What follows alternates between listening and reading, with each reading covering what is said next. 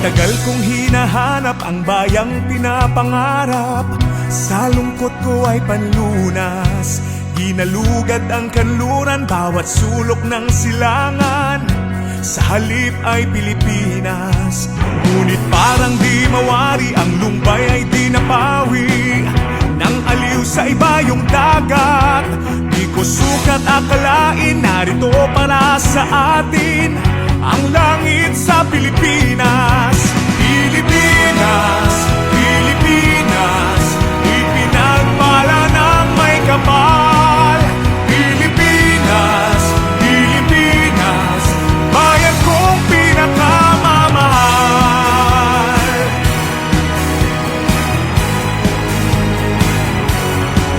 Sa Luzon ay iyong dalawin ang magagandang tanawin. Sa Ilocos hanggang Bicol, ika'y dumako sa Visayas. Sa Dalaga ay sagana, tunay kang mapapasipol. Mindanao ay may halina, ang talong Maria Cristina at binatang makikisig. Hayo na sa Pilipinas, sa dakilang Pilipinas, bayang pili sa daigdig. Pilipinas, Pilipinas, ipinagpala ng Maykapal. Pilipinas, Pilipinas, bayan kong pinakamamahal. Pilipinas, ipinagpala ng Maykapal. Pilipinas, Pilipinas, bayan kong pinakamamahal.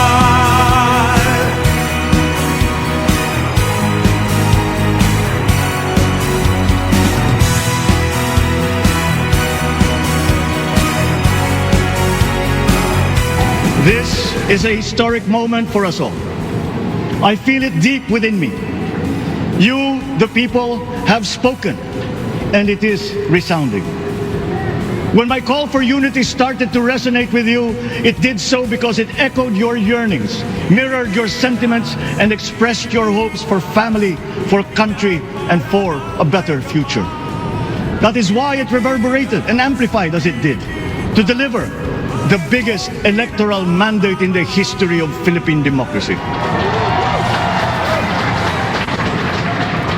By your vote, you rejected the politics of division. I offended none of my rivals in this campaign. I listened instead to what they were saying, and I saw little incompatibility with my own ideas about jobs, fair wages, personal safety, and national strength, and ending want in a land of plenty. I believe that if we but focus on the work at hand and the work that will come to hand, we will go very far under my watch. You believe that too. At pinakinggan ko ang tinig ninyo na ang sinisigaw ay pagkakaisa, pagkakaisa, pagkakaisa.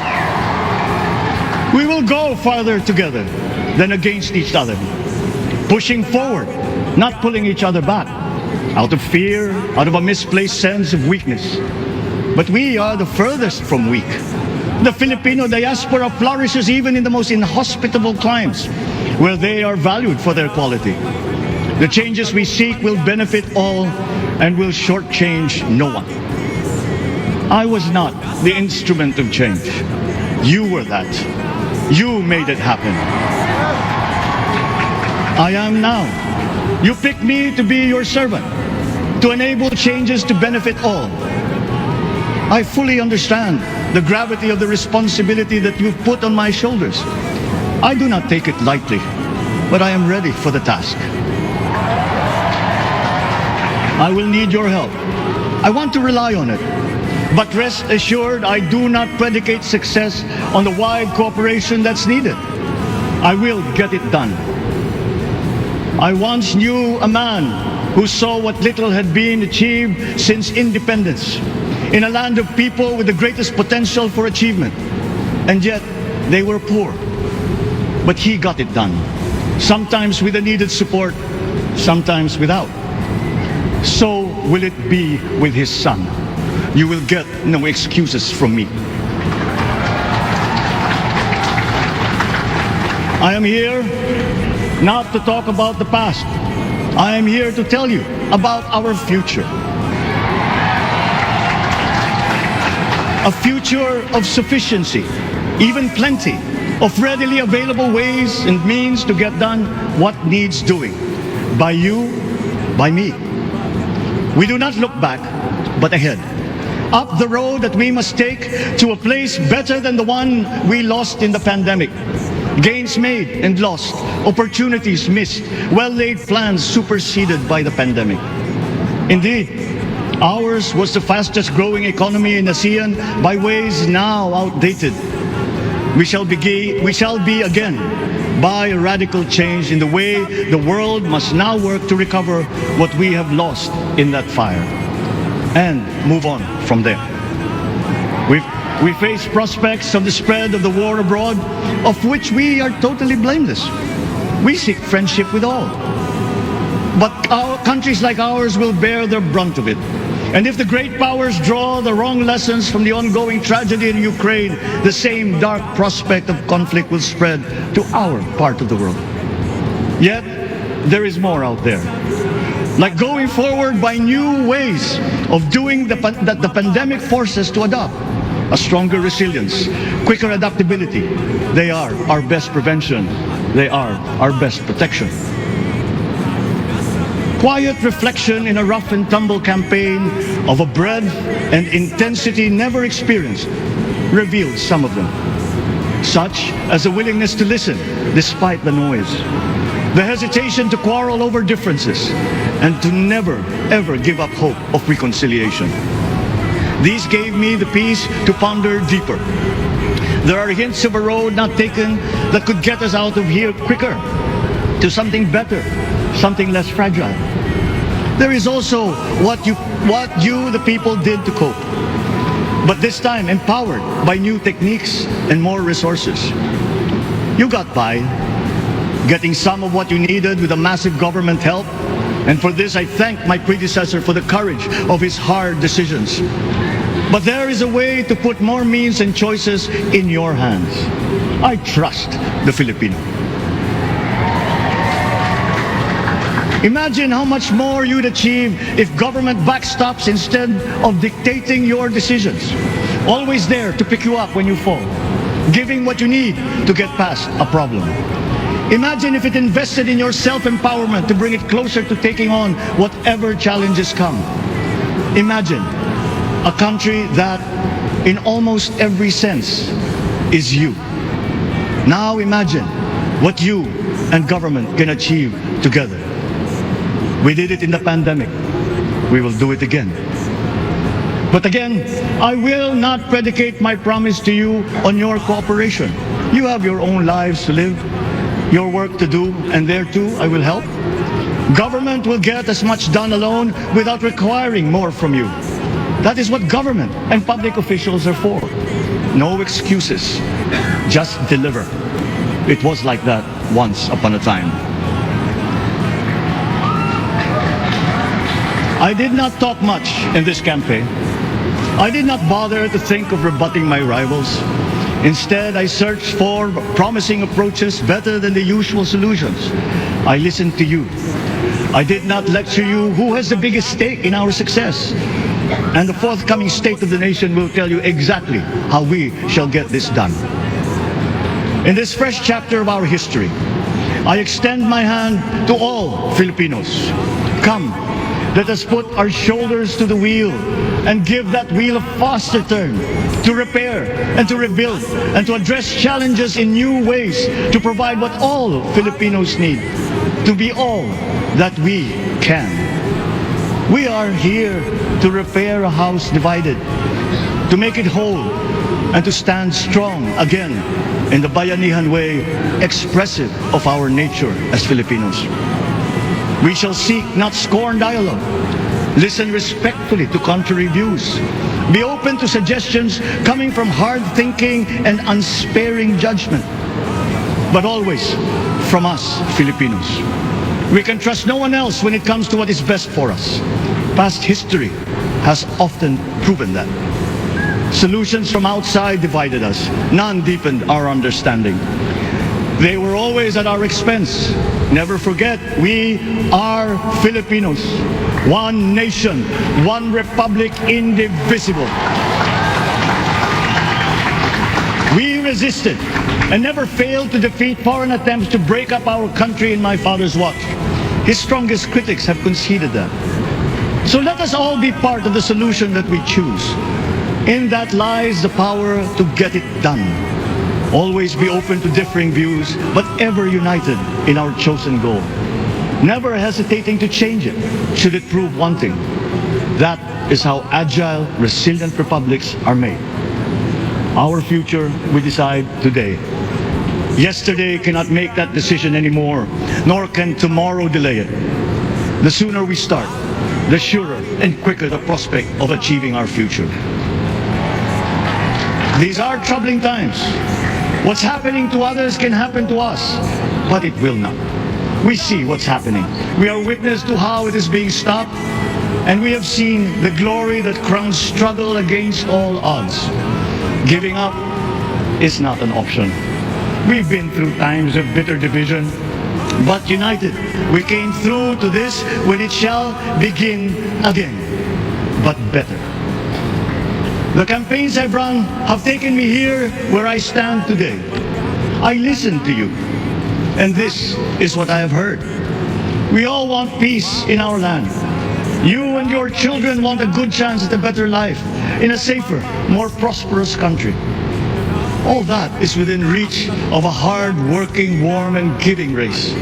Your dreams are mine. Pangarap nyo ay pangarap ko. How can we make them come true? How can we do it together? But I will take it as far as anyone with the same faith and commitment can, as if it depended entirely on himself. Sa pangarap na maging mapayapa ang ating bansa, ang pangarap nyo ay pangarap ko. Sa pangarap na maging maunlad ang ating bansa, ang pangarap nyo ay pangarap ko.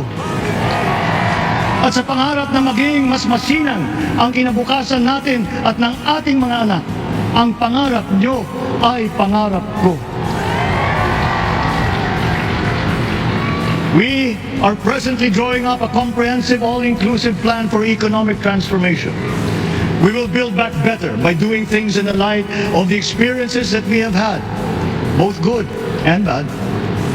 It doesn't matter. No looking back in anger or nostalgia. In the road ahead, the immediate months will be rough, but I will walk that road with you. The pandemic ravaged bigger economies than ours. The virus is not the only thing to blame.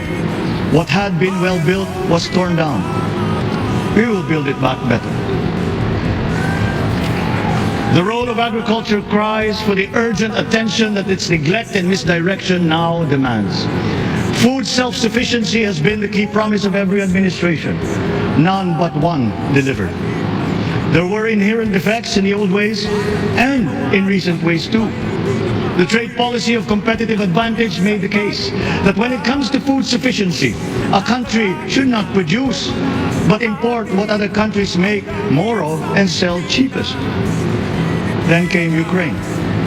The most vulnerable when it comes to food are the countries furthest away from the conflict, those bearing no blame for provoking it. Yet they face the biggest risk of starvation. If financial aid is poured into them, though it never is, there is nothing to buy. Food is not just a trade commodity. Without it, people weaken and die. Societies come apart. It is more than a livelihood. It is an existential imperative and a moral one. An agriculture damaged and diminished by unfair competition will have a harder time, or will have no prospects at all of recovering. Food sufficiency must get the preferential treatment the richest free trade countries always gave their agricultural sectors. Their policy boils down to don't do as we do. Do what we tell you to. I'm giving that policy the most serious thought if it doesn't change or make more allowances for emergencies with long-term effects. There is a parallel problem in our energy supply. Sufficient fossil fuel-free technology for whole economies has yet to be invented. and it is not seriously tried by rich countries. Again, consider the response of the richest countries to the war in Ukraine. But surely, a free world awash with oil can assure supplies. Or we will find a way. We are not far from oil and gas reserves that have already been developed. What we teach in our schools, the materials used must be rethought. I'm not talking about history. I'm talking about the basics, the sciences, sharpening theoretical aptitude and imparting vocational skills, such as in the German example, alongside the national language with equal emphasis and facility in a global language, which we had and lost. Let us give OFWs all the advantages we can for them to survive and to thrive. Our teachers from elementary up are heroes fighting ignorance with poor paper weapons. We are condemning the future of our race to menial occupations abroad. Then they are exploited by traffickers. Once we had an education system that prepared coming generations for more and better jobs. There is hope for a comeback. Vice President and soon-to-be Secretary of Education, Sara Duterte Carpio, will fit that mission to a T. We won't be caught unprepared, under-equipped, and understaffed to fight the next pandemic. To start with, we never got over the pandemic of poor, if any, free public health. The last major upgrade of a public health system, exemplified by the resources poured into PGH, predates the current shambles by 3 generations. Our nurses are the best in the world. They acquitted themselves with the highest distinction abroad, having suffered even the highest casualties. With the same exemplary dedication, at home, they just got by. They are out there because we cannot pay them for the same risk and workload that we have back here. There will be changes starting tomorrow. I am confident because I have an OPLEC in my cabinet. There were shortcomings in the COVID response. We will fix them, out in the open. No more secrets in public health. Remember, I speak from experience. I was among the first to get COVID. It was not a walk in the park. My father built more and better roads, produced more rice than all administrations before his. President Rodrigo Roa Duterte built more and better than all the administrations succeeding my father's. Much has been built, and so well, that the economic dogma of dispersing industry to develop the least likely places has been upturned. Development was brought to them. Investors are now setting up industries along the promising routes built. And yet, the potential of this country is not exhausted. Following these giant steps, we will continue to build. I will complete on schedule the projects that have been started. I'm not interested in taking credit. I want to build on success that's already happening. We will be presenting the public with a comprehensive infrastructure plan. 6 years could be just about enough time. No part of our country will be neglected. Progress will be made wherever there are Filipinos, so no investment is wasted. The recovery of Philippine tourism with its emphasis on accessing nature's beauty, I am sure will exceed expectations. And bigger is not always better, but there's something to be said for economies of scale. And yet the country invites investments in fast-rising industries with quick returns and inflicts irreparable damage for future generations. We have yet to see large-scale practical solutions to pollution, though some are beginning to emerge. But there are tried and proven new ways of mitigation. Blades have been turning over the sand dunes of Ilocos Norte, harnessing a power all around, but unseen, long before this day. I built them. The rich world talks a great deal, but does a lot less about it than those with much less, but who suffer more death and destruction from climate change and lack of adaptation.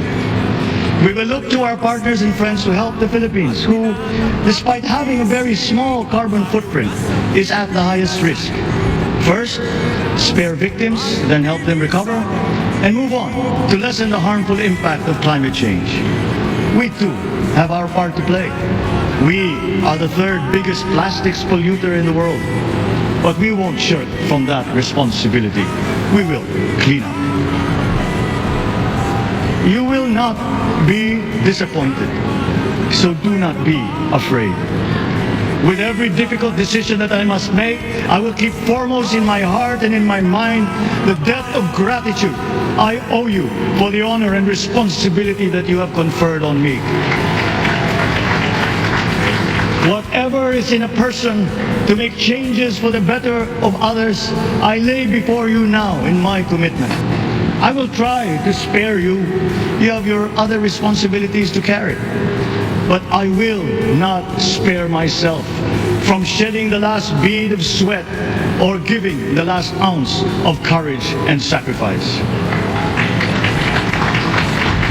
And if you ask me why I am so confident in the future, I will answer you simply that I have 110 million reasons to start with. Such is my faith in the Filipino.